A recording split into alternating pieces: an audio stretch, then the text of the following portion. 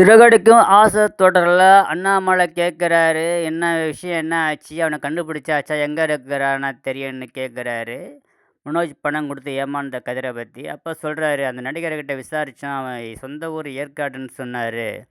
ஆனால் அவனுடைய ஃபோட்டோ இருந்தால் நல்லா இருக்கும் அப்படின்னு சொல்கிறாரு. கதிர் மனோஜ்கிட்ட ஃபோட்டோ இருக்கான்னு கேட்குறாரு. அவன் ஃபோட்டோ இல்லைன்னு சொல்கிறான். இப்போ மீண்டும் ஐடியா சொல்கிறாங்க. கோயிலில் அந்த பணம் அட்வான்ஸ் கொடுக்கும்போது அவங்க கோயிலுக்கு வந்தாங்க.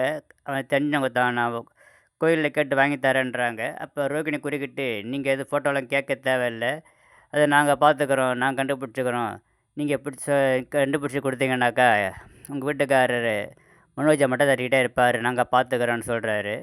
பிறகு அண்ணாமலை, அதான் சொல்லிட்டாங்கல்ல விட்டுரு, அவங்களே பார்த்துக்கிறோம் அப்படின்னு மனோஜிட்ட சொல்கிறாரு.